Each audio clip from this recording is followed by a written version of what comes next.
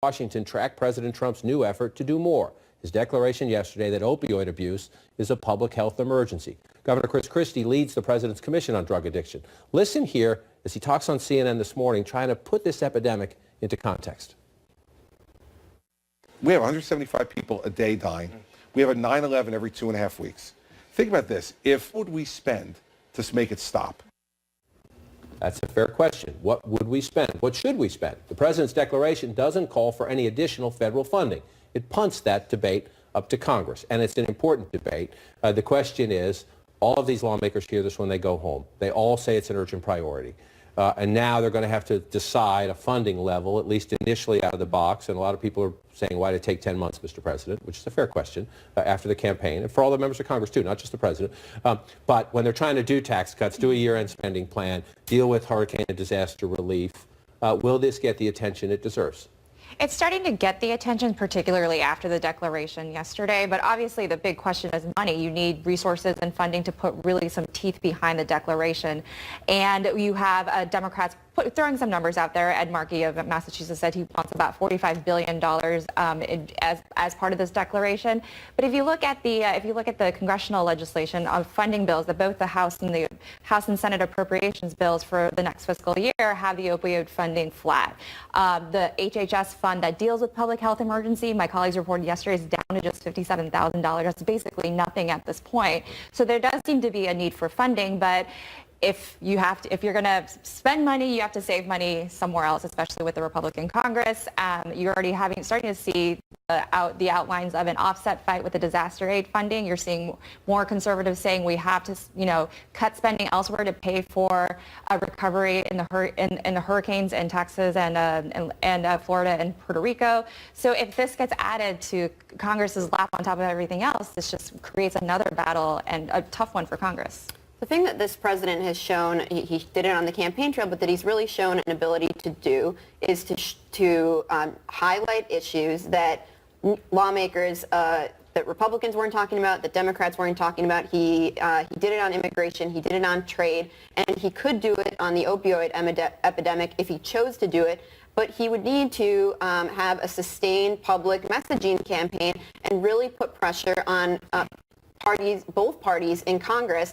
And he has talked about opioids, but they're in these sort of one-off statements or declarations. We haven't seen a sustained public pressure campaign from him, and I don't necessarily think he would need to set a level of funding or do anything like that, but he really does need to put the pressure on Congress to act, and I haven't seen that really from the administration. It's a great point, and as he does so, and the First Lady says she's going to take this on now, and amen to her, and I hope she does it and travels the country, because the funding is one question, the conversation is another question, because the governor of this state or the police chief in this city will tell you they need something different than the governor or the police chief somewhere else in the country. The needs are different depending where you are. Attention is what everybody needs, and yesterday the president was interesting. This is a president who doesn't talk about himself, his life. He talks about himself a lot. But he doesn't talk introspectively a lot. And one of the ways to deal with this crisis, I don't know any family who doesn't know somebody who's dealing with this, even in either their own family or a family close by. One of the things the president did yesterday was quite powerful, was talk about his own brother's addiction to alcohol. I had a brother, Fred, great guy, best looking guy, best personality, much better than mine. But he had a problem. He had a problem with alcohol. And he would tell me, don't drink, don't drink. He was substantially older, and I listened to him and I respected, but he would constantly tell me, don't drink. He'd also add, don't smoke. But he would say it over and over and over again. Now, we pinata the president quite a bit for some of the things he says and some of the things he tweets. On this issue, we should give him credit. I think one of the ways you connect to people is to make these things personal. And when you see Billy and Gary Tuchman's piece or the other heroin addicts, that's another way we in our business have to do it, is to show the faces of the people out there who are your brothers and your sisters and your neighbors. And if it weren't for their addiction, they would be sitting around this table doing the jobs we try to do. So some people out there won't find them productive. But I want to, the president deserves credit for making the personal connection. Now we need to grade him and everybody else in this town as to whether they deliver. And I do think, again, it's a fair criticism that 10 months was a long time to wait. This kicked everybody in the teeth during last year's campaign. But now that we're here, what next? Will he do this? Will he travel?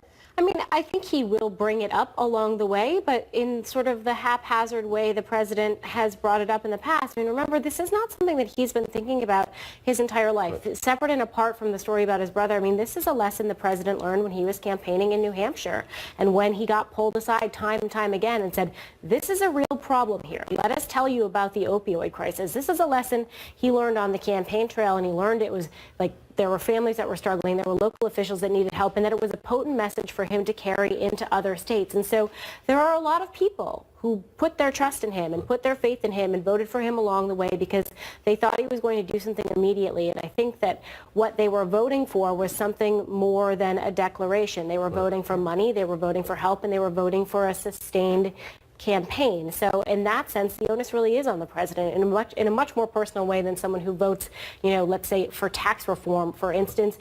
There are a lot of people who met the president and heard that promise and passed everything. And as you jump in, I just want to also say that a lot of the advocates here say it's fine, and they're a little worried that the administration's tone will be more on the law enforcement side and less on the treatment compassion side, from what they've heard from the Attorney General and a little bit from the President. It's a combination of things. I think that's also the open question, right? Part of the open question is the funding, but part of the open question is also who do they want to be pointing the finger at and where do they want to be regulating this? Is it the companies? Because there's some pushback to that from people who represent states where there's a lot of, elderly people or people who are in terminal situations where they don't have to worry about the addiction side of it, and that's always the pushback to this.